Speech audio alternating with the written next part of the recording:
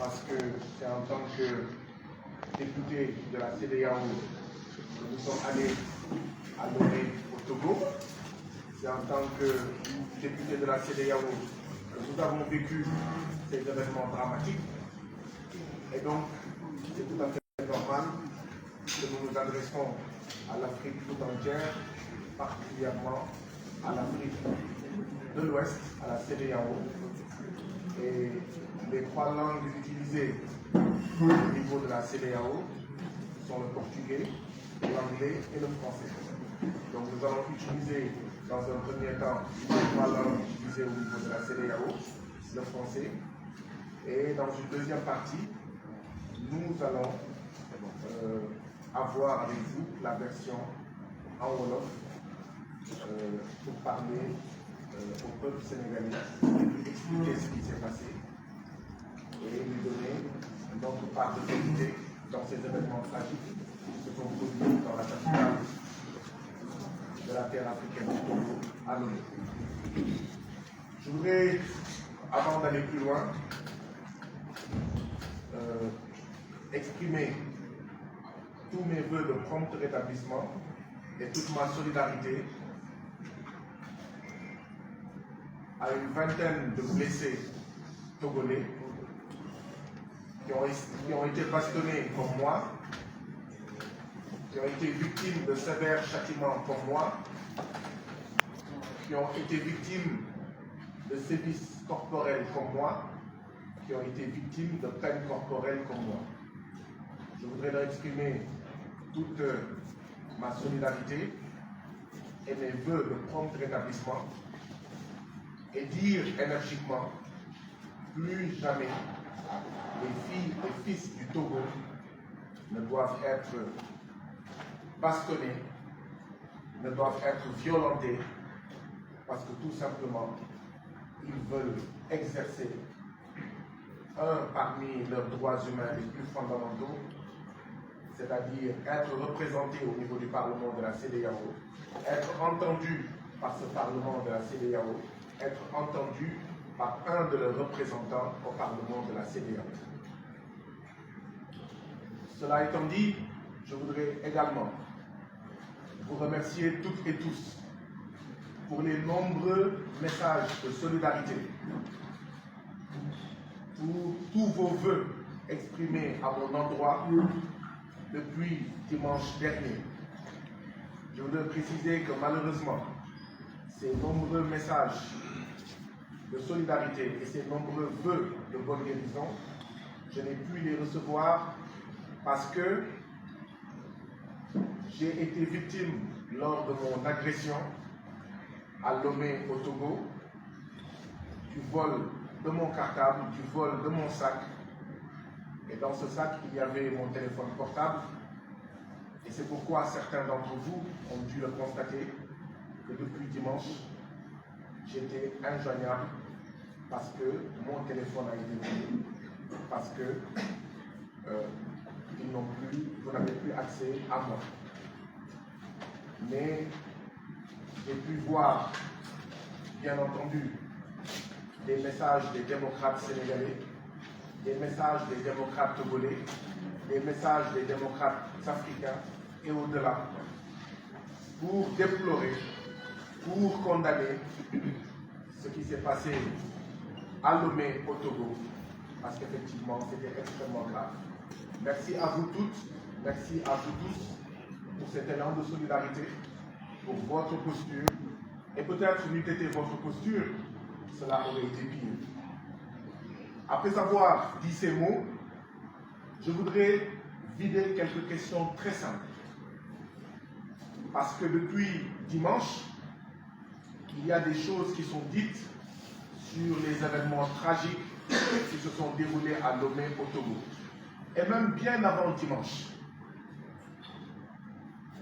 à Abuja, vous vous rappelez, lors d'une séance du Parlement qui a été très violente, depuis Abuja, il y a des choses qui sont dites et je voudrais profiter de cette occasion pour les vider définitivement parce qu'il y a des choses qui ont déjà été réglées par la CEDEAO il y a des choses qui ont déjà été réglées par les textes de la CEDEAO, par les textes du Parlement de la CEDEAO, et certains qui parlent font des erreurs ou parlent par ignorance ou parlent tout simplement par mauvaise foi, et vous le verrez quand je vous dirai ce que disent les textes de la CEDEAO, ce que disent tout simplement les textes du Parlement de la CEDEAO.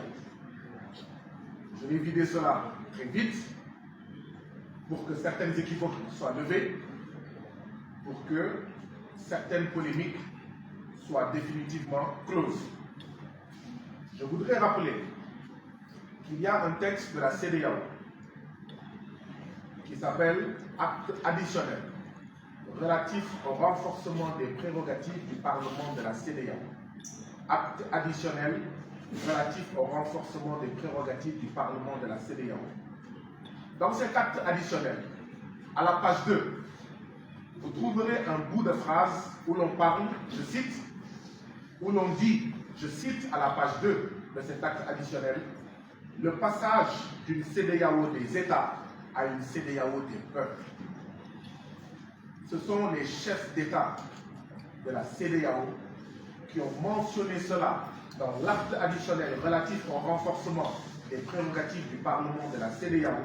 Ils ont parlé du passage d'une CEDEAO des États à une CEDEAO des peuples.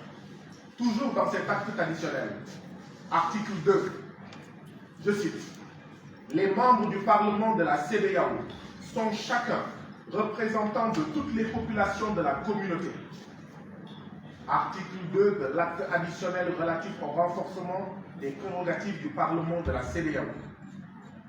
Je cite, les membres du Parlement de la CEDEAO sont chacun représentants de toutes les populations de la communauté.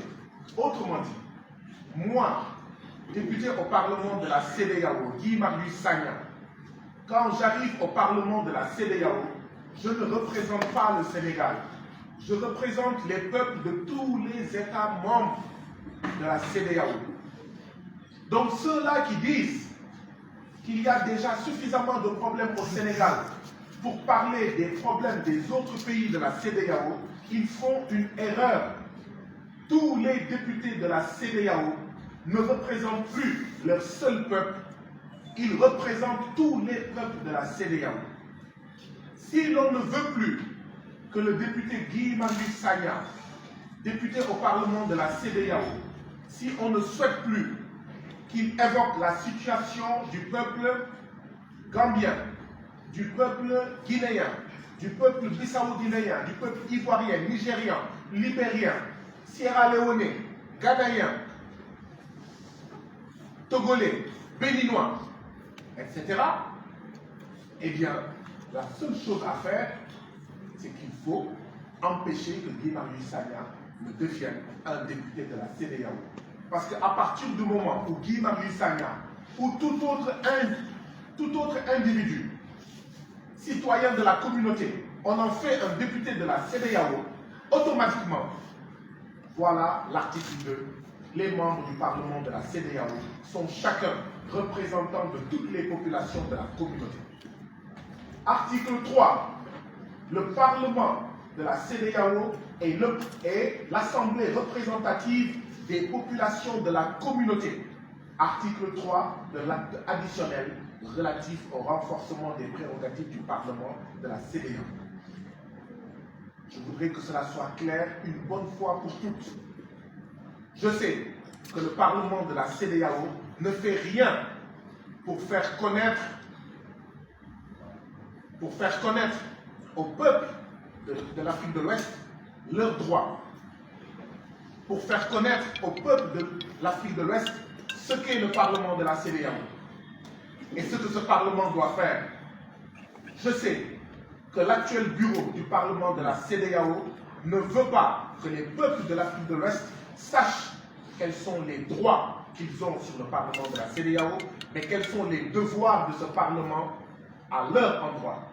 Eh bien, mon rôle, c'est justement un des problèmes que j'ai avec une partie de l'actuel Parlement de la CEDEAO, avec une partie des chefs d'État de la CEDEAO, Notre divergence, notre problème, c'est que je pense qu'on doit rendre au peuple de l'Afrique de l'Ouest leur parlement de la CEDEAO, leur CEDEAO, d'accord, et arrêter cette prise en otage des institutions de la CEDEAO par des hommes politiques, des femmes politiques qui ne sont là que pour s'enrichir et pour utiliser les institutions de la CEDEAO pour mieux s'éterniser au pouvoir, pour mieux perdurer, faire perdurer leur régime dictatorial au niveau de leur pays.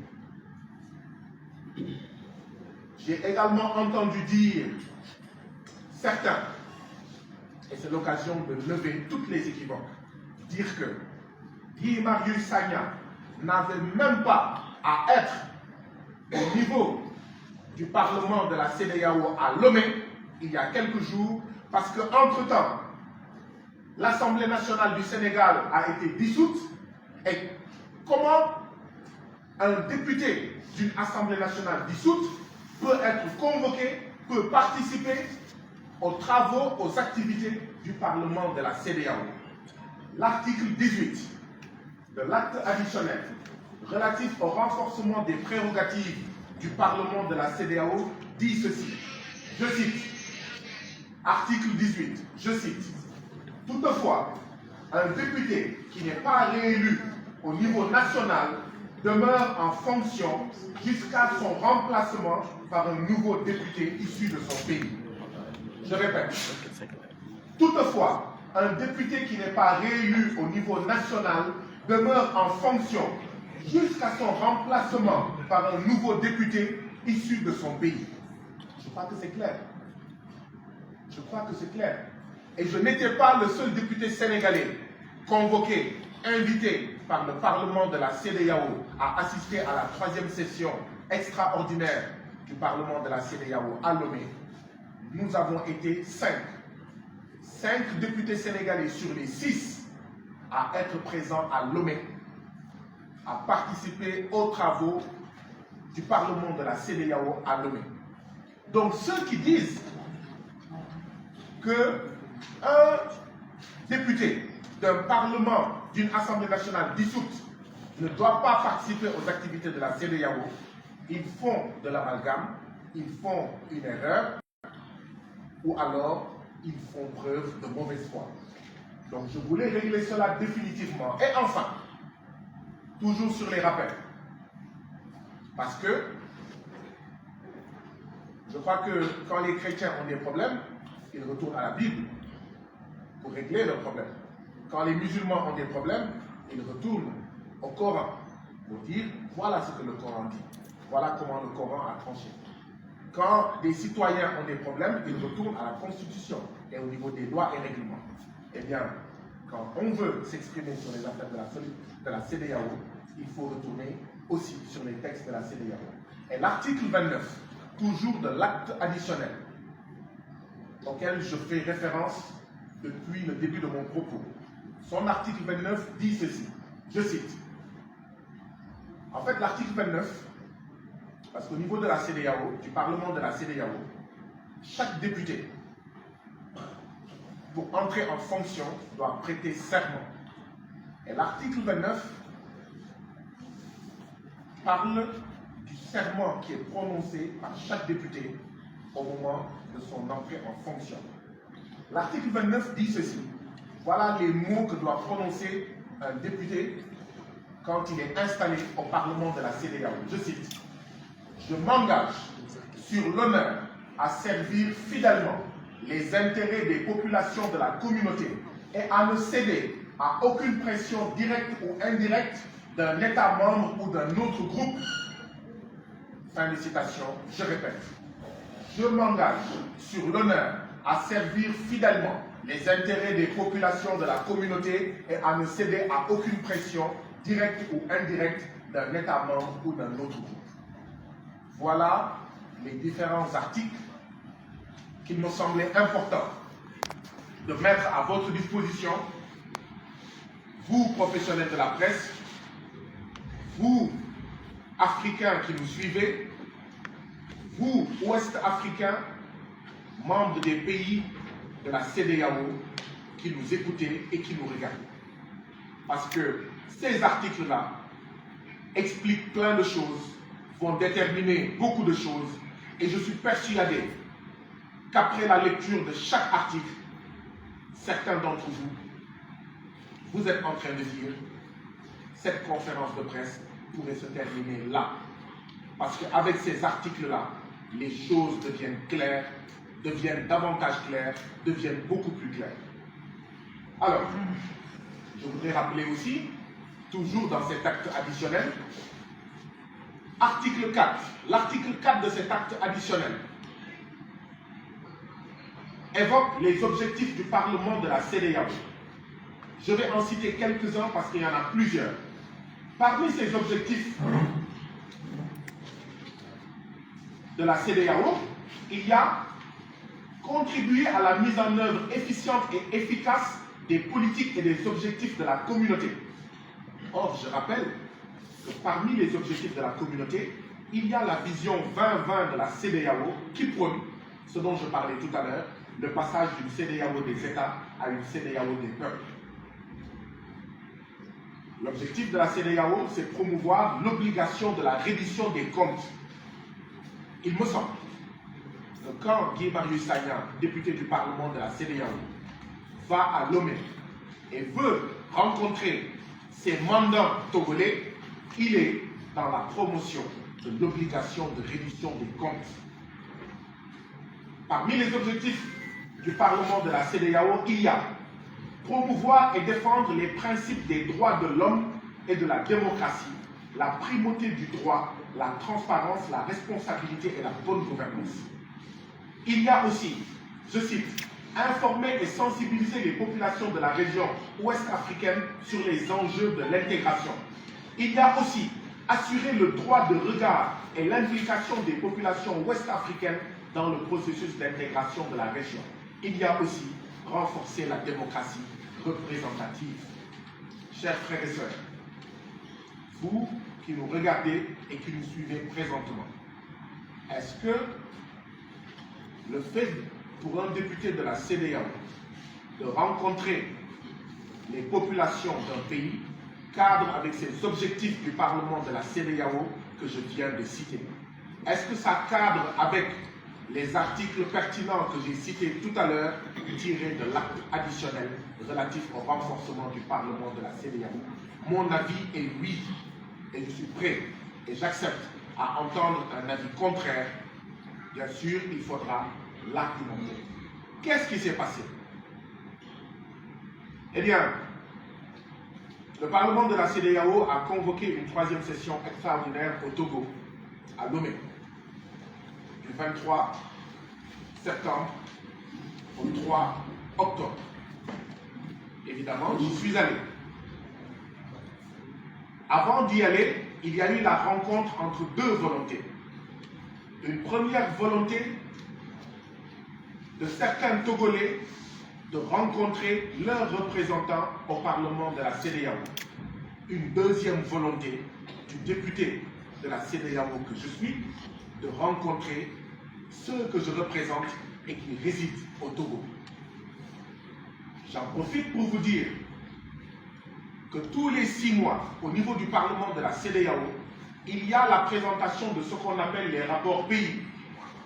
Chaque pays vient présenter au niveau du Parlement de la CEDEAO un rapport qui fait l'état des droits de l'homme, des libertés, la situation économique, la situation sociale, la situation politique, etc.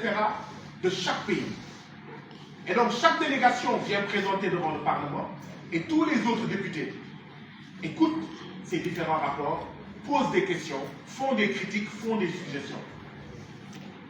Comment puis-je bien parler de la situation au Togo tous les 6 mois si je ne rencontre pas les peuples togolais, si je n'écoute pas le peuple togolais? Comment?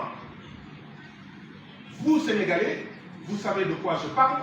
Ici au Sénégal, je vais régulièrement à Ziguinchor, je vais régulièrement à Louga, je vais régulièrement à Richard Toll, je vais régulièrement à Kédougou, je vais régulièrement partout au Sénégal et je rencontre régulièrement les populations du Sénégal Parce que si je ne les rencontre pas, comment vais-je pouvoir parler de leurs préoccupations à l'Assemblée nationale du Sénégal?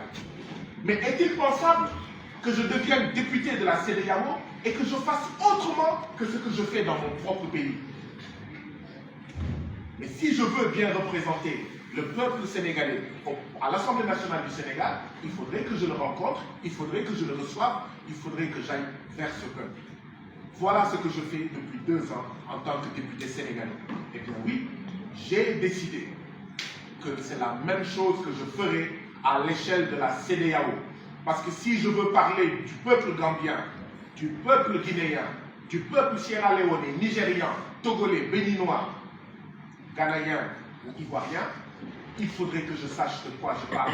Et la meilleure manière de prendre en charge les préoccupations des peuples de la CEDEAO, c'est de rencontrer ces peuples. Et donc oui, il y a eu donc, je le disais, la rencontre de 2 volontés. La volonté de citoyens du Togo de rencontrer leurs représentants et ma volonté à moi de rencontrer des citoyens togolais pour mieux comprendre la situation au Togo, pour que je puisse en parler de la manière la plus juste, la plus correcte et la plus objective qui soit. Et donc, des citoyens togolais ont loué une salle. Les citoyens togolais ont loué une salle dans une paroisse. Ils ont payé la salle à 90 000 francs CFA. Donc, la réunion de dimanche, initialement, était prévue dans une salle louée dans une paroisse. Ce n'est pas moi qui ai choisi la salle, ce n'est pas moi qui ai payé la salle, ce n'est pas moi qui ai dit où cette réunion, cette rencontre citoyenne devait se tenir. Ce sont des Togolais eux-mêmes qui ont choisi cette salle dans cette paroisse. Il s'est passé 2 choses. La première chose, c'est que l'État togolais, le régime de Faure Eyadema, président du Togo, est allé à la paroisse, a fait pression, et la paroisse a appelé les Togolais qui avaient loué la salle pour leur dire « Venez reprendre votre argent.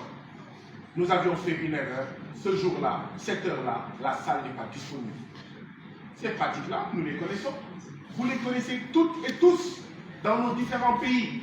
Ces pratiques d'un autre temps, d'une autre ère, qui doivent être rangées au musée du rouet et de la hache de bronze. Parce que ce sont des pratiques qui sont antidémocratiques, ce sont des pratiques qui sont contre l'exercice des droits et libertés les plus élémentaires. La deuxième chose qui s'est passée, c'est que le gouvernement du Togo a écrit une lettre à la présidente du Parlement de la CEDEAO, qui, cela dit en passant,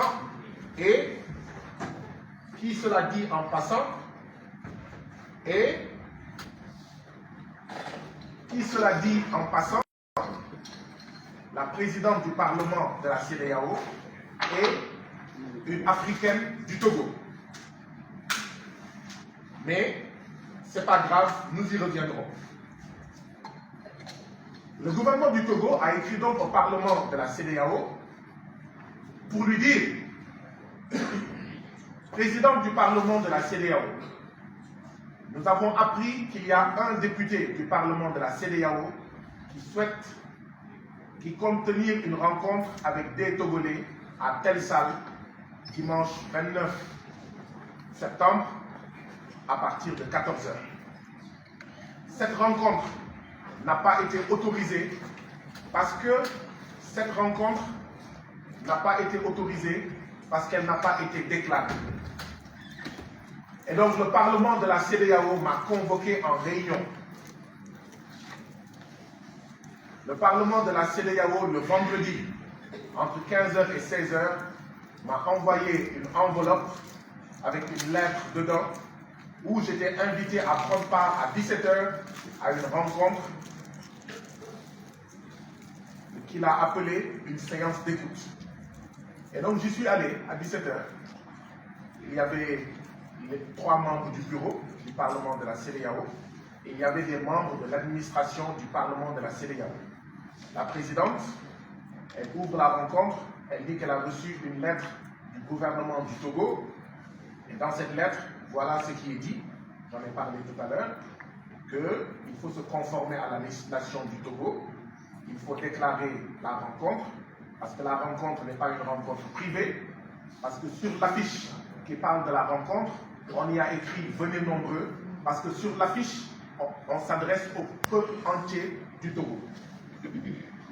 Et donc, ce n'est pas une réunion privée, c'est une rencontre publique, et il faut respecter la législation au Togo. J'ai pris la parole pour dire au bureau du Parlement de la CEDEAO, vous avez raison, sur l'affiche, il est écrit « Venez nombreux, rencontrer votre député au Parlement de la CEDEAO ».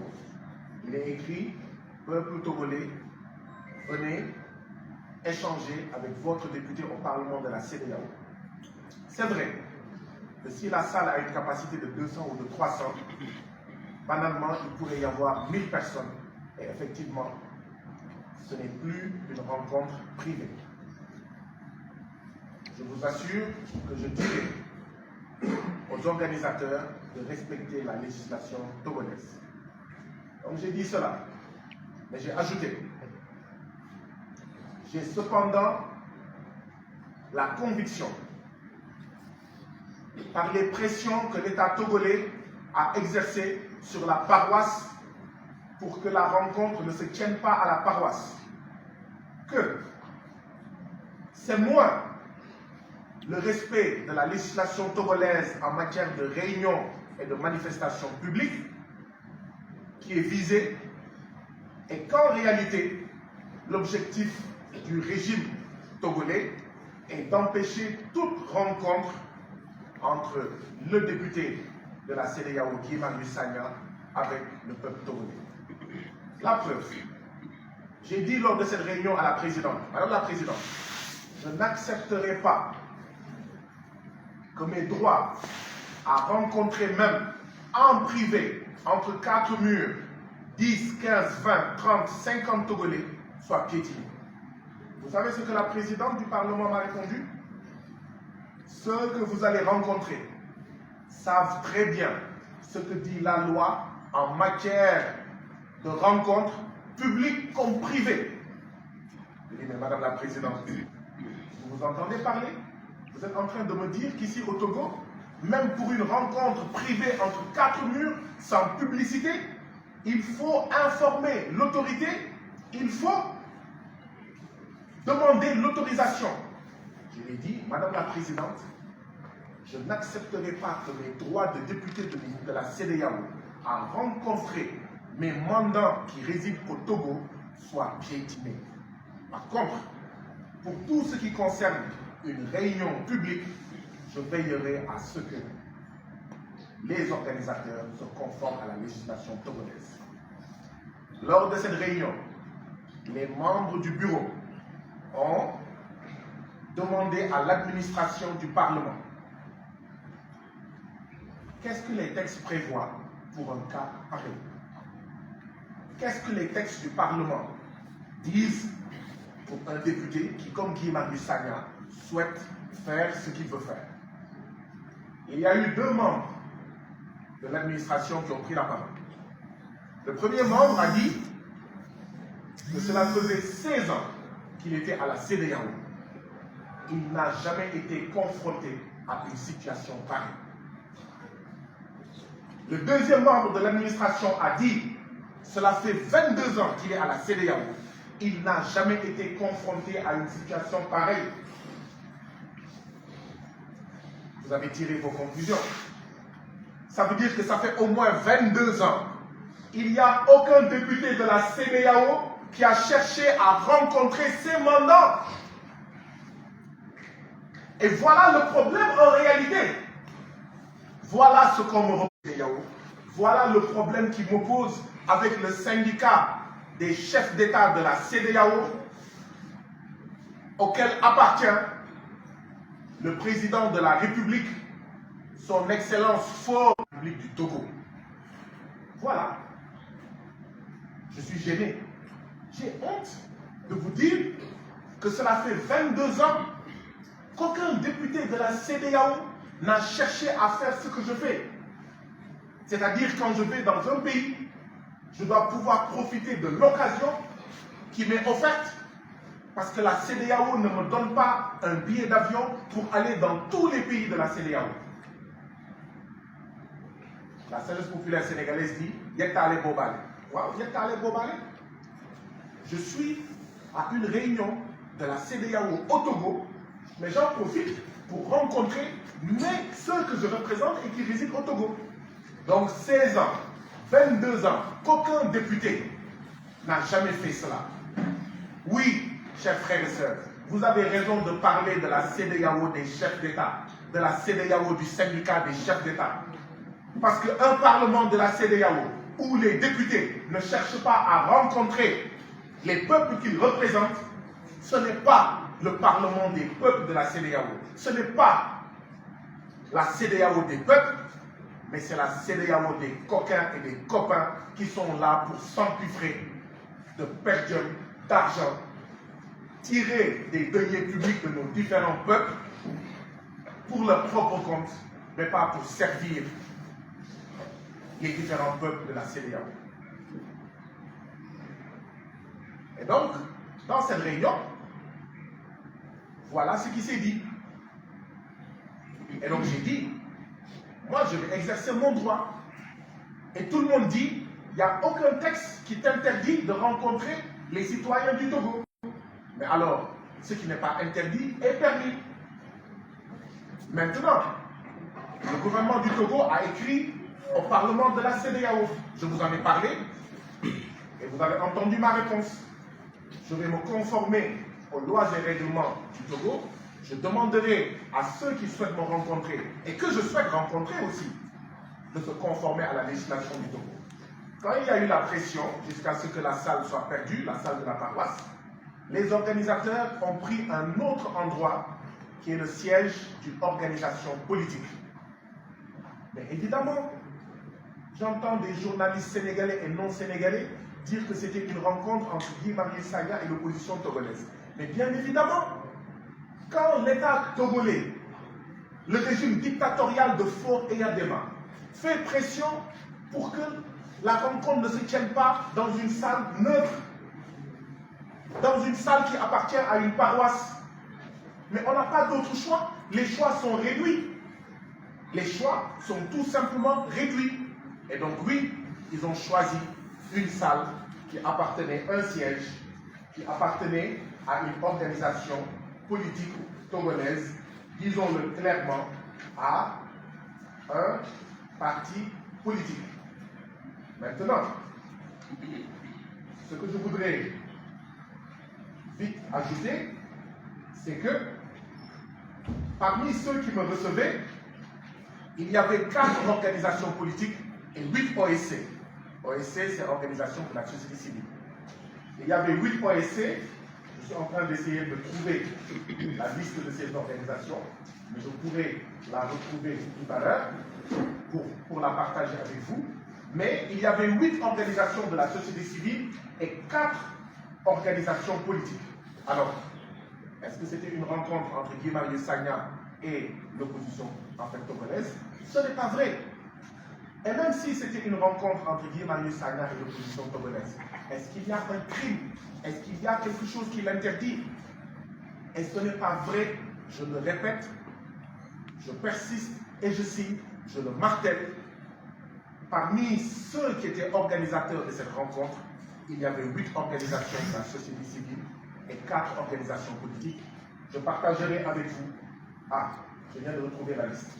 8 organisations de la société civile. Parmi celles-ci, il y a une organisation qui s'appelle Gamessou, Binje de Binje, les ACMI, Alcades, MJS, FDP, une organisation qui s'appelle Togo Debout, une organisation qui s'appelle Touche pas à ma constitution. Et il y avait 4 organisations politiques, CDPA, DSA, l'ENI, la Racine. Voilà la vérité. Après, l'interprétation peut être libre. Et donc, voilà ce qui s'est passé lors de cette rencontre. J'ai dit que je n'accepterai pas que la législation togolaise allait être respectée mais que je n'accepterai pas que mes droits soient piétinés. Et qu'en réalité, on cherche à m'empêcher à rencontrer ceux que je représente et qui habitent au Togo. Celui qui a dit, le membre de l'administration qui a dit, en 16 ans, je n'ai jamais vu une telle démarche. Il a cependant dit qu'il y a une députée qui est décédée, que son âme repose en paix. C'était même une réunion à Lomé. Elle voulait rencontrer les Ivoiriens résidant à Lomé lors d'une rencontre de la CEDEAO, du Parlement de la CEDEAO à Lomé. Elle avait même demandé que le Parlement l'aide à mettre à sa disposition une salle pour rencontrer les Ivoiriens résidant à Lomé. Il y a plusieurs années. Ce membre de l'administration a dit, il n'y a que ce précédent-là qui ressemble à ce que Guy Marius Sagna veut faire. Sinon, je ne l'ai jamais fait. Mais vous avez compris que j'ai sauté sur l'occasion. J'ai dit au bureau du Parlement de la CEDEAO, mais justement, vu qu'il y a ce précédent, je sollicite que le bureau de la CEDEAO m'aide à trouver des salles. Parce qu'en plus de la réunion du dimanche, il était prévu que je rencontre des syndicats de la santé du Togo, des syndicats des enseignants du Togo et des syndicats du port du Togo. J'ai dit au bureau, vu qu'il y a eu un précédent où le Parlement avait aidé un parlementaire de la CEDEAO à avoir des salles et à tenir sa réunion, je vous demande humblement, le mot que j'ai utilisé est celui-ci. Madame la Présidente, je vous supplie de mettre à ma disposition une salle pour ces rencontres. Et d'ailleurs, vous pourrez être présent et vous saurez de quoi je parle. Et vous saurez que je ne me cache pas. Et vous saurez que je ne suis pas venu pour causer des problèmes et que j'agis en toute transparence et j'agis conformément au texte de la CEDEAO. Jusqu'au moment où je vous parle, le bureau du Parlement de la CEDEAO n'a pas répondu à ma demande de mettre à ma disposition une salle parce qu'en réalité, la volonté, il y avait une alliance entre le bureau du Parlement de la CEDEAO et le régime de Faure et Adema pour empêcher que je puisse rencontrer des Togolais. Parce que ce que vivent les Togolais tous les jours, c'est ce que vous avez vu dimanche dernier. C'est pourquoi je ne suis pas venu ici aujourd'hui pour vous parler de mon état de santé. Je ne suis pas venu aujourd'hui pour vous dire comment je me sens. Parce qu'en réalité, ce dont j'ai été victime en même temps que 19 autres Togolais, mais c'est ça qui est l'ordinaire. C'est ça qui est l'ordinaire des citoyens togolais au Togo.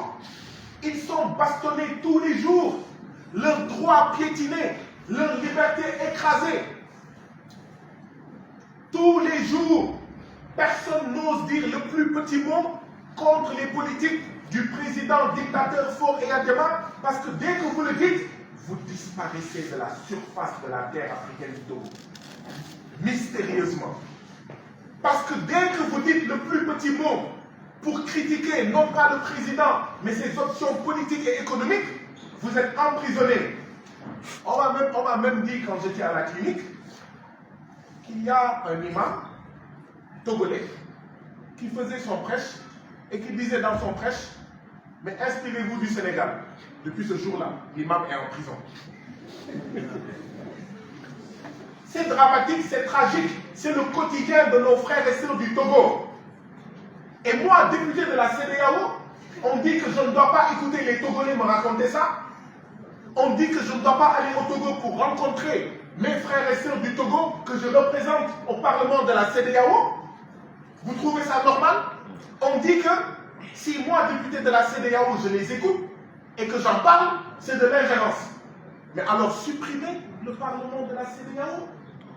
Et vous comprenez alors pourquoi, depuis le début de la CEDEAO, le Parlement de la CEDEAO est inconnu. Les députés de la CEDEAO sont choisis dans les assemblées nationales. Ils ne sont pas élus directement par les peuples. Vous voyez, en Europe, une fois, je crois, tous les 4 ans ou tous les 5 ans, je ne sais pas, vous entendez qu'il y a les élections européennes. Moi, depuis que je suis petit, j'entends les élections européennes. C'est-à-dire que ce sont les citoyens, d'accord, des différents pays membres de l'Union européenne, qui élisent directement, qui un jour, un dimanche, vont voter pour choisir leurs représentants au Parlement européen. Mais nous là, ici, au niveau de la CEDEAO, ce n'est pas nous qui choisissons, ce n'est pas vous qui m'avez choisi directement. Vous m'avez choisi indirectement. Et ça se passe dans tous les pays. Et donc, c'est ça le quotidien de nos frères et sœurs du Togo. Donc ce n'est pas de moi dont il est question. Le régime du Togo, la police togolaise, le gouvernement togolais veut se focaliser sur moi. Mais moi, ma santé ne m'intéresse pas. C'est la santé du peuple togolais qui m'intéresse. Parler des coups et des blessures que j'ai reçus ne m'intéresse pas. Ce qui m'intéresse, c'est les coups et les blessures quotidiens reçus par le peuple togolais. Les Togolais qui osent dire ce qu'ils pensent, ils sont en exil. Le peu qui reste au Togo, c'est la prison, c'est les pressions, c'est les disparitions. C'est les coups, c'est les tortures. C'est ça la situation. Voilà ce qui s'est passé le 29 septembre dernier. Mais, chers frères et sœurs, quand j'étais à Abidjan il y a quelques semaines, pour une rencontre du Parlement de la CEDEAO, un jour, à 22 h, la présidente du Parlement de la CEDEAO m'appelle au téléphone. Elle me dit, Honorable Guy Marius Sagna, le président de l'Assemblée nationale de Côte d'Ivoire va vous recevoir demain à 11 h. Je lui dis, mais Madame la Présidente, je n'ai pas demandé à rencontrer le président de l'Assemblée nationale de Côte d'Ivoire. Je n'ai exprimé aucun besoin à le rencontrer. Je ne comprends pas pourquoi est-ce qu'il veut me rencontrer, alors que moi, je n'ai pas demandé à le rencontrer. Et pendant 12 heures de temps, j'ai subi des pressions immenses pour que j'accepte d'aller m'asseoir avec le président de l'Assemblée nationale de la Côte d'Ivoire. Donc, la présidente du Parlement de la CEDEAO se bat, se mobilise pour que moi, député des peuples de la CEDEAO, je rencontre le président du Parlement de l'Assemblée nationale de Côte d'Ivoire. Et maintenant que moi, je veux rencontrer des citoyens du Togo, on me l'empêche. Vous trouvez ça normal? Et je lui ai dit, Madame la Présidente, vous avez facilité une rencontre entre moi et le président de l'Assemblée nationale de Côte d'Ivoire, rencontre que je n'ai pas demandée, rencontre que je n'ai pas voulu, rencontre que je n'ai pas souhaitée. Et aujourd'hui qu'il y a des Togolais qui souhaitent me rencontrer, et moi je souhaite les rencontrer, vous vous y opposez. Vous me dites que des rencontres, même privées, comme des rencontres publiques comme privées, mais la loi togolaise a décidé comment elle doit se passer. Il faut informer, il faut demander l'autorisation. Ça veut dire que quand une famille au Togo veut manger à midi, c'est une réunion, il faut demander, il faut informer le gouvernement du Togo. Non mais, vous voyez un peu jusqu'où les dictateurs poussent l'absurde. Une réunion privée, la présidente du Parlement de la CEDEAO, parce qu'elle est togolaise, parce qu'elle est chez elle, parce qu'elle est membre du même parti que le président de la République et qu'elle a reçu des pressions, elle me dit même une réunion privée, tu devras informer et demander l'autorisation. Voilà ce qui s'est passé dans cette rencontre, chers citoyens. Le lieu a été changé, vous connaissez le lieu, c'est un siège de parti politique. Ce n'était pas notre plan B, ce n'était pas notre plan A. Notre plan A, c'était de choisir un lieu neutre, parce qu'il y avait 8 organisations de la société civile et 4 organisations politiques. C'est le gouvernement togolais, le régime de Faure et Adema, qui nous a poussé à prendre le siège d'un parti politique. Je tiens à le dire clairement. Donc ce n'était pas une rencontre entre le député Guy Marius Sagna et l'opposition togolaise. Quand bien même, si une rencontre pareille devait se tenir, je n'éprouverai aucune gêne, parce que l'opposition togolaise, ce sont des Togolais et donc des citoyens de la communauté. Ils peuvent avoir des préoccupations particulières et vouloir les partager avec moi. Je rencontre tout le monde. Ici au Sénégal, ma porte est ouverte à tout le monde. Donc quand je vais, quand par la grâce de Dieu et par votre grâce, vous m'envoyez en Afrique de l'Ouest, au Parlement de l'Afrique de l'Ouest, c'est ce que j'ai l'habitude de faire ici, que je vais faire là-bas. Et rien ni personne ne m'en empêchera. Rien ni personne. Cela étant dit, le dimanche 29 septembre, à partir de 10 h, il y a eu une voiture de gendarmerie qui est arrivée au siège du parti politique. Les gendarmes sont entrés dans ce siège. Quand ils sont arrivés, ceux qu'ils ont trouvés là-bas leur ont demandé « Mais qu'est-ce que vous faites ici ?» Ils ont dit que nous sommes là pour votre sécurité. Ils ont regardé, ils ont visité et tout. Puis ils sont allés se garer devant le siège, sur l'autre côté du trottoir. Il y avait une rue entre le siège du parti politique et là où la voiture de la gendarmerie était garée. Depuis 10 h du matin. Quand nous arrivions au siège, quand nous sommes descendus de la voiture pour entrer dans le siège, moi j'ai aperçu la voiture de la gendarmerie qui était là-bas depuis 10 h. C'est une voiture de gendarmerie immatriculée 7701 ou 7101. Nous avons la vidéo de la voiture de la gendarmerie parce qu'on a été obligé de zoomer parce que la vidéo a été prise de très loin. C'est pour ça que je dis 7701 ou 7101. Ceux qui sont des techniciens peuvent comprendre que quand on zoome un numéro de plaque d'immatriculation, oui, vous pouvez faire des confusions entre un 7 et un 1. Le numéro de la plaque d'immatriculation de la gendarmerie togolaise, qui était depuis 10 h au siège de ce parti politique et qui y était encore quand je suis arrivé sur les lieux, était 7701 ou 7101. Et cette voiture de la gendarmerie, elle n'a quitté les lieux que quand la violence a commencé. Elle n'a quitté les lieux que quand les sévices corporels ont commencé. Elle n'a quitté les lieux que quand les tortures ont commencé. Parce que oui, nous avons été torturés publiquement. Et cela fait peur et froid au dos. Parce que si publiquement, à 16 h, en plein jour, à visage découvert, des gens, plus d'une cinquantaine, peuvent torturer publiquement des gens, qu'est-ce qui se passe alors quand il n'y a ni caméra, ni téléphone portable, ni micro, ni CEDEAO, ni député comme Guy Marius Sagna, ni journaliste? Que vit alors au quotidien le peuple togolais? Qu'est-ce à dire? C'est mon avis. Cela a été planifié.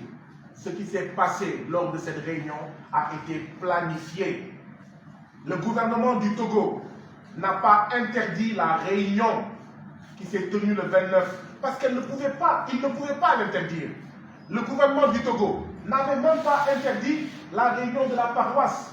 Tous ceux qui disent que la réunion qui devait se tenir à la paroisse était interdite ne disent pas la vérité.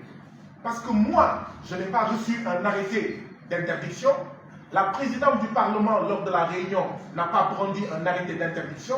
Les organisateurs qui avaient loué et payé la salle à la paroisse n'avaient pas reçu un arrêté d'interdiction. Donc, aucune réunion n'avait été interdite. Tout ce qu'on nous avait dit, c'est que le gouvernement rappelle qu'en matière de réunion au Togo, il y a une loi, il faut informer, il faut une autorisation, quelque chose comme ça. Mais jamais il n'a été question d'interdiction. Si le Parlement de la CEDEAO parle d'interdiction de réunion, le Parlement de la CEDEAO ne dit pas la vérité. Si le bureau du Parlement de la CEDEAO parle d'interdiction de réunion, le bureau de la CEDEAO ne dit pas la vérité. Si le gouvernement togolais parle d'interdiction de réunion, le gouvernement togolais ne dit pas la vérité.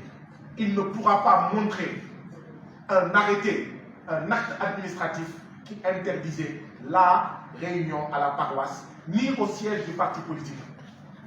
Donc, quand une voiture de gendarmerie vient à 10 h, nous sommes ici pour votre sécurité. Elle passe la journée. On la trouve même au moment de commencer. Mais qu'est-ce que vous voulez qu'on croie? Sinon que les choses vont se passer très bien. Et que d'ailleurs, l'État du Togo est là pour encadrer et pour veiller. Mais ce qui s'est passé, c'est que dès qu'il y a eu des violences, la voiture de la gendarmerie a disparu mystérieusement. C'était planifié. C'est ça que ça signifie. C'était planifié. Vous avez vu sur les vidéos, j'ai parlé pendant 10 minutes. Lesquels de mes propos pouvaient justifier ce déluge, ce tsunami de violence perpétré sur plus d'une vingtaine de Togolais, d'une députée qui est née en 1958, qui a l'âge de leur mère, députée à l'Assemblée nationale du Togo. Elle a été bastonnée sous mes yeux. C'est extrêmement grave. Lequel de mes propos dans ces 10 minutes pouvait justifier ou expliquer qu'il y ait ce déluge et ce tsunami de violence inouïe qui s'est abattu sur moi? Aucun, à mon avis. Aucun. Vous avez vu, j'ai parlé pendant 10 minutes, j'ai dit je suis togolais, chantons l'hymne national du Togo. Et boum. Vous vous en souvenez? Chantons l'hymne national du Togo et boum. Alors, vous allez comprendre tout de suite. Qu'est-ce qui s'est passé? Dans l'hymne national du Togo, je vais choisir juste quelques phrases. Vous allez comprendre ce qui s'est passé. Dans l'hymne national du Togo, vous verrez ces bouts de phrases. Togo debout, luttons sans défaillance, vainquons ou mourons, mais dans la dignité. Ça fait peur à un dictateur. Ça fait peur à un dictateur. C'est l'hymne national du Togo qui dit ça. L'hymne national du Togo ajoute: Togolais, viens, bâtissons la cité, brisons partout les chaînes de la traîtrise. Alors, je suis sûr qu'il y a des membres du gouvernement du Togo qui n'écoutent pas l'hymne national du Togo. Hein. Parce que, comme on dit au Sénégal, quand le Dembla, il voit le Djaratou, mais il s'enfuit. C'est après que j'ai compris, parce que je ne connais pas, quand je disais chantons l'hymne national du Togo, c'était pour faire honneur au Togo et aux Togolais. Je ne connaissais pas les paroles. C'est après, pendant mon séjour à la clinique du Togo, que j'ai essayé de chercher. Parce que j'ai essayé de comprendre pourquoi est-ce que des Togolais nous sautent dessus au moment où on dit chantons l'hymne national du Togo. Dans cet hymne national, il est écrit quelque part: et nous te jurons toujours fidélité et aimer, servir, se dépasser. Il est clair que ceux qui trahissent le Togo ne peuvent pas entendre l'hymne national du Togo. Ceux qui signent des accords avec l'Union européenne, qui maintiennent le franc CFA néocolonial, qui signent des accords qui maintiennent le peuple togolais dans la pauvreté, qui maintiennent tous les peuples de la CEDEAO dans la pauvreté, ne peuvent pas écouter, ne peuvent pas entendre l'hymne national du Togo. Dans cet hymne national du Togo, il est dit: faire encore de toi, sans nous lasser, Togo chéri, l'or de l'humanité. Je répète, faire encore de toi, sans nous lasser, c'est-à-dire sans nous fatiguer, Togo chéri, l'or de l'humanité. Ceux qui font du Togo et des pays de la CEDEAO la Ligue de l'humanité, la boue de l'humanité, le marchepied de l'humanité, ils ne peuvent pas entendre les paroles de l'hymne national du Togo. Voilà ce que ça signifie. Toujours dans l'hymne national du Togo, il y a une autre phrase qui dit: partout, au lieu de la misère, apportons la félicité. Ceux qui maintiennent le Togo avec tous les autres pays de la CEDEAO, parmi les 35 pays les plus appauvris de la planète, ne peuvent pas écouter l'hymne national du Togo. Parce qu'ils vont être gênés, parce qu'ils vont avoir honte, parce qu'ils savent qu'ils font au Togo et dans d'autres pays de la CEDEAO tout le contraire de ce que dit l'hymne national du Togo. Donc moi, comme vous, je me suis posé la question: pourquoi est-ce que dès que j'ai dit chantons l'hymne national du Togo, et boum, le tsunami de violence a commencé? Voilà la seule explication. Ce que je vais ajouter, c'est ceci. J'ai dit je suis togolais, chantons l'hymne national. Chaque fois que quelqu'un m'a frappé, il m'a dit: tu es togolais, boum. Tu es togolais, boum. Tu es togolais, boum. Tu es togolais, boum. Comme pour me reprocher, moi, député de la CEDEAO, de dire que je suis togolais. Je suis africain de l'Ouest et donc je suis togolais. Au Parlement de la CEDEAO, je ne suis plus sénégalais. Je suis toutes ces nationalités à la fois. Je suis et sénégalais, et gambien, et guinéen, et bissau-guinéen, et nigérien, et libérien, et ghanaïen, et ivoirien, et togolais. Je suis tout ça à la fois. Tu es togolais, boum. Tu es togolais, boum. Mais ce qu'il cherchait à dire, c'est ceci. Occupe-toi de tes oignons. Mais vous avez vu les articles que j'ai rappelés. Un député de la CEDEAO, c'est un député de tous les peuples. C'est une manière de dire, toi et tous ceux qui te ressemblent, et tous ceux qui vont commettre l'erreur de se mêler des affaires du Togo, ils vont subir la même chose. Chers frères et sœurs, est-ce que vous avez l'impression d'avoir en face de vous quelqu'un qui va reculer? Est-ce que vous avez l'impression d'avoir en face de vous quelqu'un qui a peur de faire la même chose? Si demain la CEDEAO retourne au Togo, le Parlement de la CEDEAO retourne au Togo, j'irai à nouveau au Togo et s'il y a des Togolais qui veulent me rencontrer, je les rencontrerai. Si demain je vais en Gambie et qu'il y a des Gambiens qui souhaitent me rencontrer pour qu'au niveau du Parlement de la CEDEAO, je parle de leurs problèmes, je les rencontrerai. Et personne ne m'en empêchera parce que c'est mon droit. Ce n'est pas un droit, c'est mon obligation. Je n'ai pas le choix. Vous savez ce qui se passe?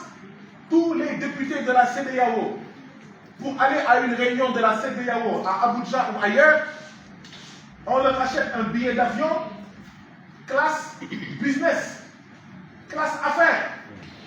Ce sont les billets les plus chers, ce sont les fauteuils les plus larges. Ils mangent des choses dans l'avion que les autres ne mangent pas. Ils sont mis en classe affaires. Moi, quand je voyage, ainsi que tous mes collègues pour le Parlement de la CEDEAO, je suis en classe business. Et c'est payé avec votre argent. Mais pourquoi on nous met en classe business? Après, on peut se demander, est-ce qu'il ne faudrait pas les mettre en classe affaires, ces députés-là, finalement? Parce qu'ils ne nous représentent pas. Ils se cachent de nous. Et quand l'un d'entre eux parle de nos problèmes, mais peut-être qu'il faut les mettre, peut-être même qu'il faut les laisser prendre la route. Peut-être même qu'en prenant la route, ils vont voir ce que vivent les populations. Mais vous savez pourquoi on les a mis en classe affaires? J'essaye d'interpréter. Les députés de la CEDEAO, ainsi que tous les agents de la CEDEAO, prennent des billets en classe affaires pour hisser tous les pays de la CEDEAO et tous les peuples de la CEDEAO en classe affaires à l'échelle du monde. Nous, on nous paye des billets en classe affaires, en première classe, et au lieu de hisser nos peuples et nos pays en classe 1 sur la planète Terre, nos peuples et nos pays sont parmi les 35 dernières classes de la planète Terre. Sur 200 pays, nous sommes les 35. Nous sommes les 35 derniers. Vous pensez que c'est sérieux? Vous pensez que c'est normal? Voilà ce qu'est la CEDEAO. Les peines de torture, les peines corporelles que nous avons subies le 29 octobre dernier à Lomé, en réalité, comme disait Karl, il y a un Allemand, c'était un général allemand, il s'appelle Karl, son prénom c'est Karl Clausewitz, qui disait que la guerre est la continuation de la politique par d'autres moyens. Karl von Clausewitz, un général allemand, il théorisait ce qu'est la guerre, il expliquait ce qu'est la guerre. Il disait la guerre, c'est la continuation de la politique par d'autres moyens.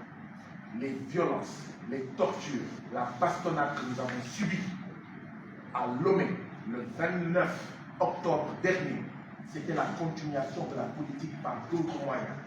Parce que depuis que je suis arrivé au Parlement de la CEDEAO, il y a dans ce Parlement deux idées, deux visions qui se font face. La vision dont je suis porteur, qui est une Afrique de l'Ouest, qui est de continuer à cacher la CEDEAO. Personne ne parle de la CEDEAO, personne ne connaît la CEDEAO. Pendant 22 ans, aucun député ne cherche à rencontrer les peuples de la CEDEAO.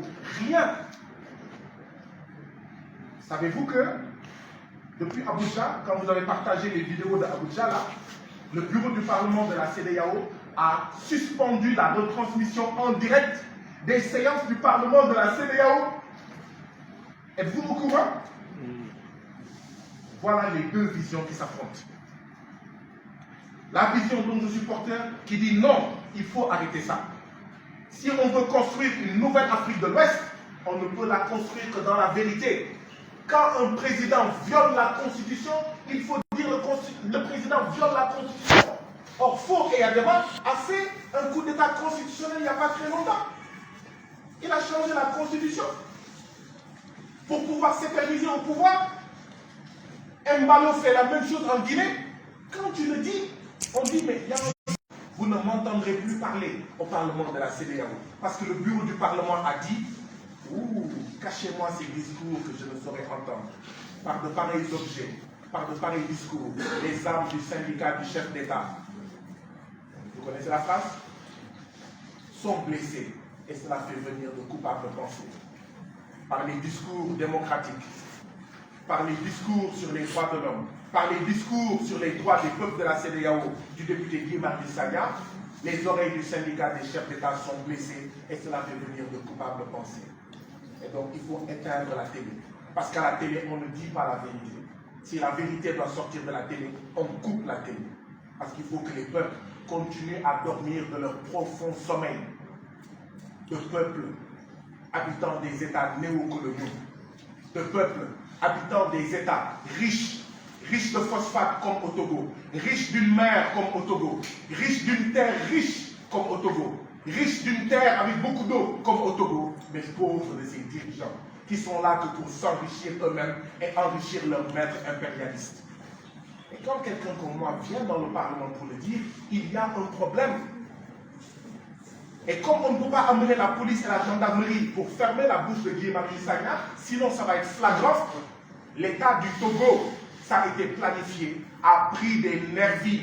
Et certains de ces nervis, certains Togolais disent qu'ils appartiennent à certaines structures de la police, sont venus nous mater, nous bastonner, nous donner une leçon publiquement.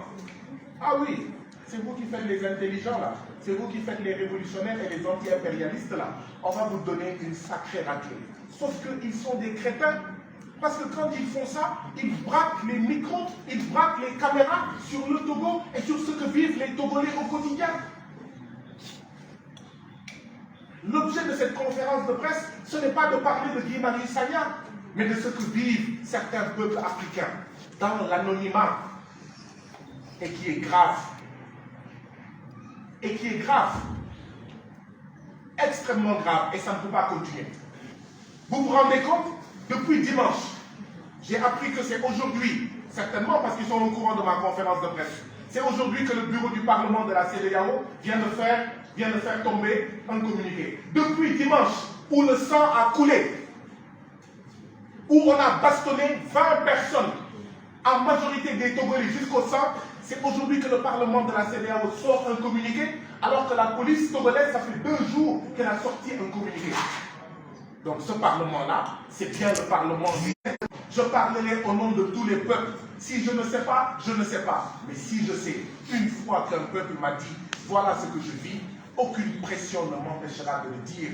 Aucune pression de tout gouvernement au niveau de la CEDEAO ne m'empêchera de rencontrer ceux que je représente et qui habitent en Côte d'Ivoire, au Ghana, au Nigeria, etc.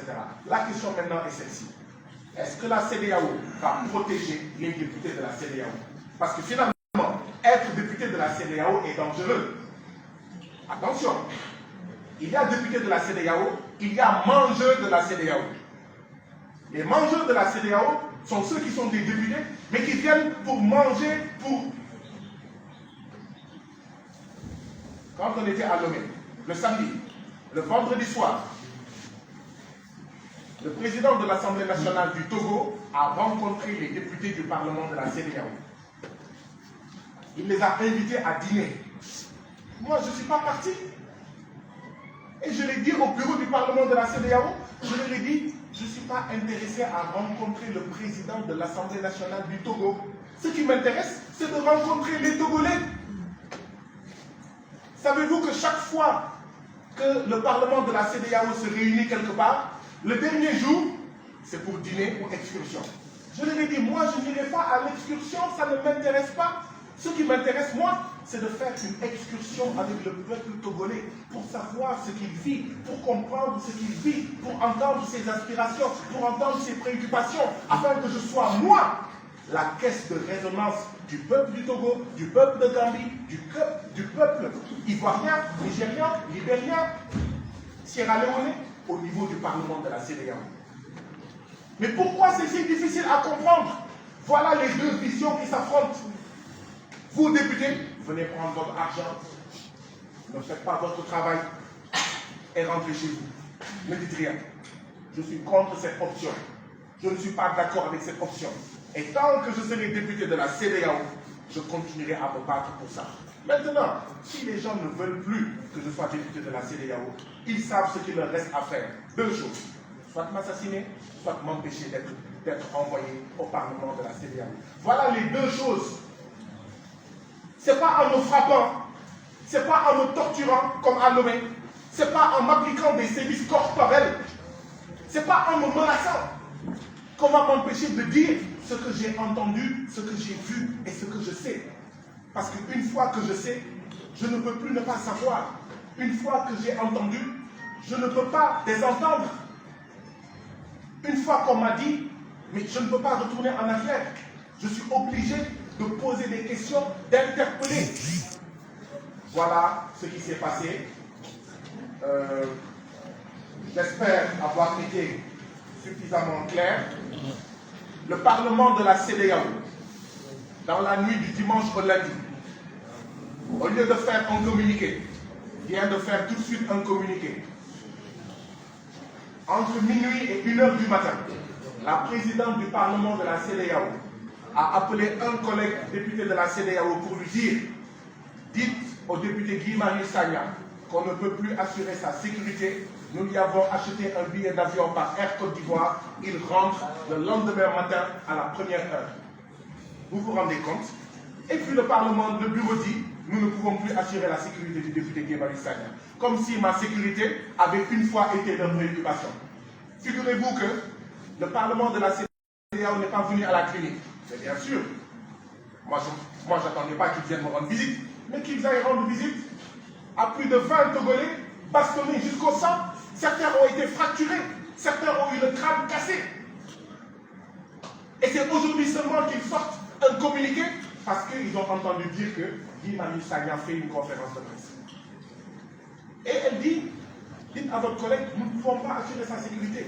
Nous avons acheté un billet Air Côte d'Ivoire. Il n'a qu'à rentrer. Moi, je ne voulais pas rentrer. Je voulais rester jusqu'à la fin. La fin, c'était le 3 octobre. Pas le 30. Pas le lundi 30.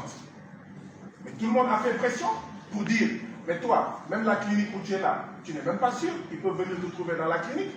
De toute façon, les médecins, les sages-femmes et les infirmiers ne sont pas formés pour faire face à des nervis du parti de fort réadément. Et c'est l'occasion pour moi de remercier le gouvernement du Sénégal, de remercier la ministre de l'intégration africaine et des Sénégalais de l'extérieur, Madame Yacine Fall, ainsi que Monsieur Alidan, chargé d'affaires au niveau en fait de l'ambassade du Sénégal au Togo, parce que dans la nuit du dimanche au lundi, devant toutes les pressions, tout le monde a dit Guy Marius Sagna, s'il te plaît, viens passer la nuit au Sénégal. C'est-à-dire en territoire sénégalais qui se trouve au Togo. Vous vous imaginez?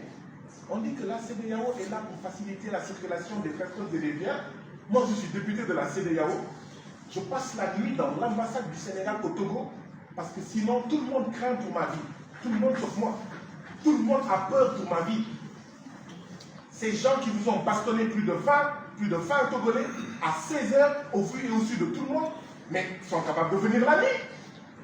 Ils n'avaient même pas porté de cagoule. Et ils l'ont fait à 16 heures devant tout le monde. Donc si tu ne passes pas la nuit au Sénégal, mais ces gens-là vont revenir. Vous vous rendez compte? C'est une honte. Et c'est l'occasion donc de remercier M. Alidan.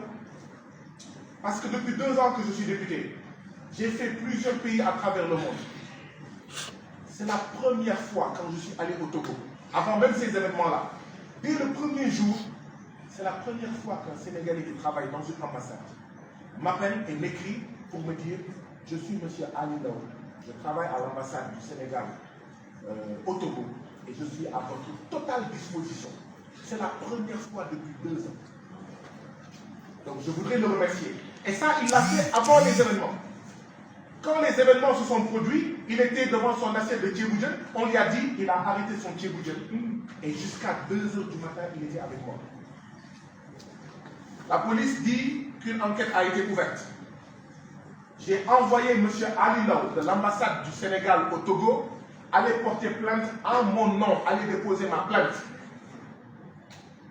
Le commissaire de police a refusé de prendre sa plainte. Donc, que vaut le communiqué de la police congolaise? Je lui ai dit, va déposer. Parce que là, quand même, pouf, tu es togolais, boum, ils m'ont eu. Hein.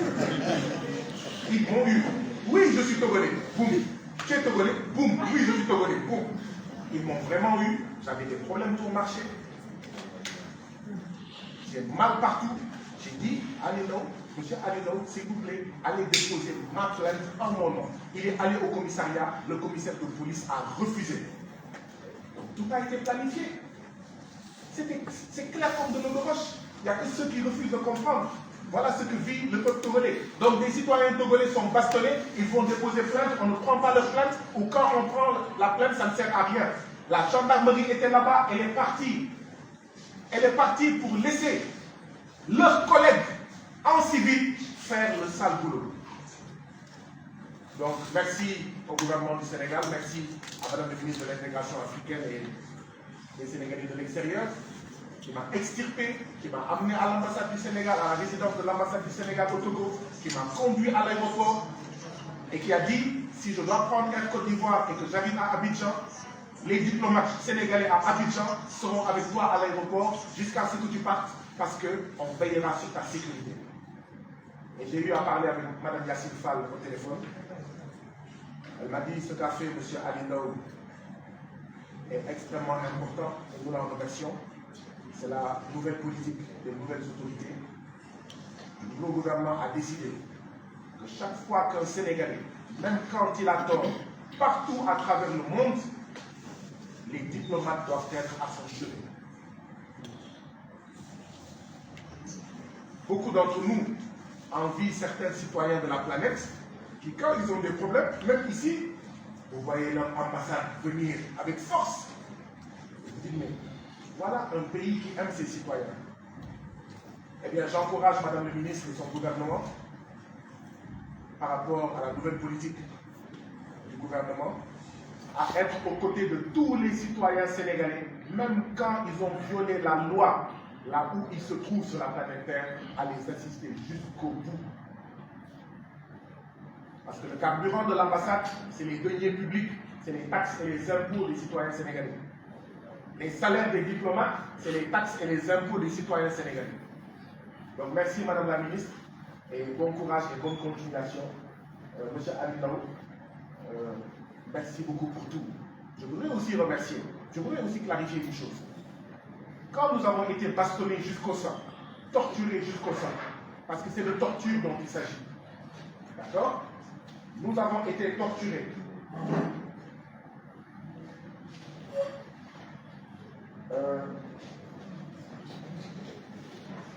Tous les Togolais que j'ai rencontrés, depuis les événements dramatiques, tous les Togolais que j'ai rencontrés à la clinique, à l'aéroport, à la résidence, etc., même depuis que je suis venu, tous les Togolais que j'ai rencontrés me disent la même chose. Monsieur Guy Marius Sagna, nous avons honte. Excuse-nous. Je voudrais dire ici clairement ce que j'ai répondu à ces Togolais. Vous n'avez pas à avoir honte parce que vous n'êtes responsable en rien de ce qui m'est arrivé. Vous n'êtes pas responsable des tortures, des sévices corporels et de la violence physique que j'ai fait l'objet et dont on fait l'objet une vingtaine de Togolais. Parce que, comme j'ai l'habitude de le dire, il y a le Sénégal digne et le Sénégal indigne. Mais il y a aussi le Togo digne et le Togo indigne. C'est le Togo indigne qui est responsable de cela. Et vous, vous êtes le Togo digne.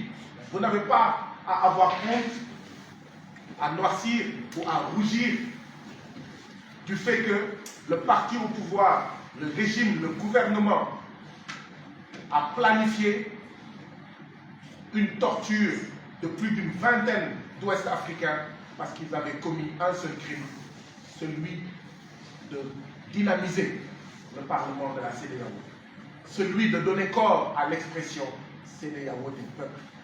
Voilà le crime que nous avons commis. Et ce crime, on va continuer à le payer. La question est celle-ci. Est-ce que dans chaque pays où je vais aller, la CEDEAO, le Parlement, comme les chefs d'État, vont permettre que je sois bastonné, que je sois violenté jusqu'au sang, parce que je veux rencontrer les citoyens? Voilà la question qu'il faut se poser. Parce que sinon, ils vont m'assassiner. Et leur objectif même, c'est de m'assassiner. Pour servir leur intérêt et pour servir les intérêts de leurs maîtres français. Les Français disent que je fais partie d'un des plus grands ennemis de la France au Sénégal, en Afrique. Bon, je ne suis pas un ennemi de la France, par contre, je revendique le fait que je suis un ennemi de la France-Afrique, je suis un ennemi de l'impérialisme français. Parce qu'il y a une différence entre la France et la France-Afrique. Il y a une différence entre la France et l'impérialisme français. J'assume pleinement et je continuerai à me battre pour que la France-Afrique sorte définitivement du Sénégal, de l'Afrique de l'Ouest et de toute l'Afrique. Mais pas seulement l'impérialisme français, tous les autres impérialistes. Nous devons libérer l'Afrique. Nous nous battons, nous nous sommes battus pour un Sénégal souverain, juste et prospère. On est en train de dérouler. On va continuer la lutte pour une Afrique souveraine, unie, prospère, juste et démocratique. Donc ça, ce n'est pas négociable. Et ça sera au prix de notre vie, ça sera au prix de notre vie. Ce n'est pas négociable. Maintenant, qu'allez-vous faire, vous, chef d'État de la CEDEAO? Qu'allez-vous faire, vous, Parlement de la CEDEAO? Et aucune règle ne pourra m'empêcher de rencontrer les citoyens de la communauté. Et je vous interpelle aussi, vous, citoyens de la CEDEAO. Parce que ce que je fais, je pense le faire conformément au texte. Je pense le faire pour vous, citoyens de la CEDEAO, parce que je suis votre serviteur au Parlement de la CEDEAO. Allez-vous continuer à regarder et à assister cette mascarade, cette ce simulacre de Parlement, cette simulacre de CEDEAO, une CEDEAO des chefs d'État? Allez-vous continuer à accepter ça? Allez-vous continuer à accepter que des députés qui veulent sortir de la CEDEAO des États et du syndicat des chefs d'État et veulent entrer dans la CEDEAO des peuples, qu'ils soient bastonnés, qu'ils soient assassinés? Allez-vous accepter cela? Allez-vous continuer à accepter cela? Parce que si vous continuez à l'accepter, peut-être que nous devrions aller rester chez nous. Parce que comme on dit dans la sagesse populaire sénégalaise, à une personne qui accepte son oppression, mais voilà, parce que, comme on dit, on ne libère pas un peuple. Un peuple se libère. Un peuple se libère. Personne ne libérera les peuples de la CEDEAO. C'est au peuple de la CEDEAO de se libérer eux-mêmes.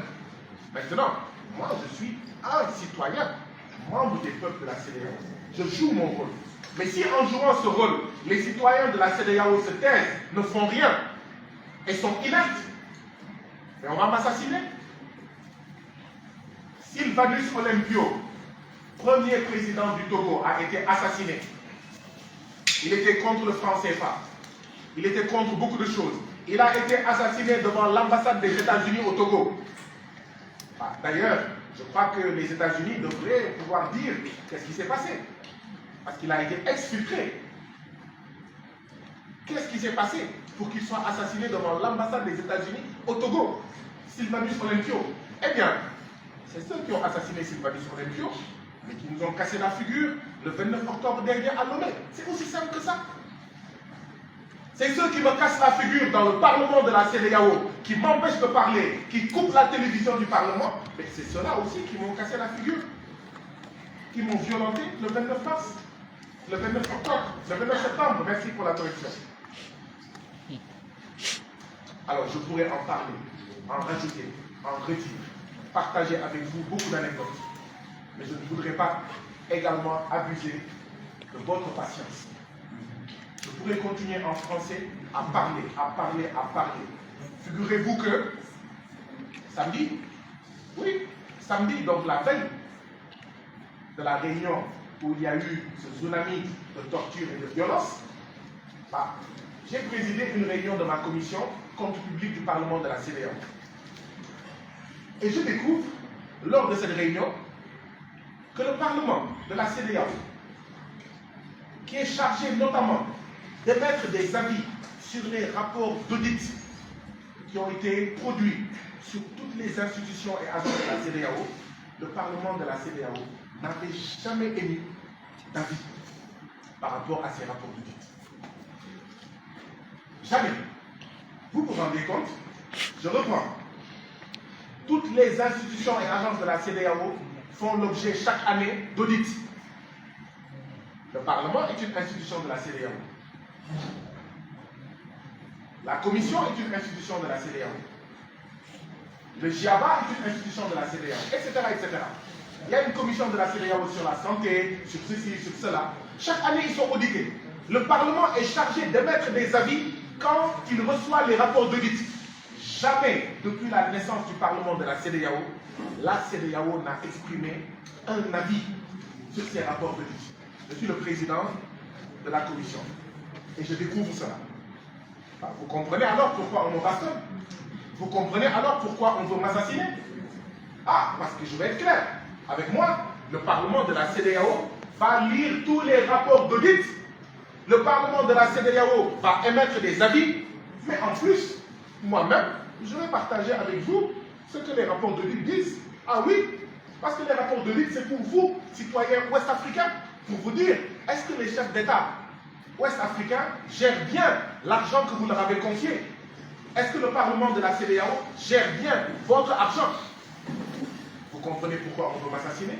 Vous comprenez pourquoi on coupe la télévision du Parlement pour éviter que ces choses-là soient dites? Voilà ce qui se passe à la CEDEAO.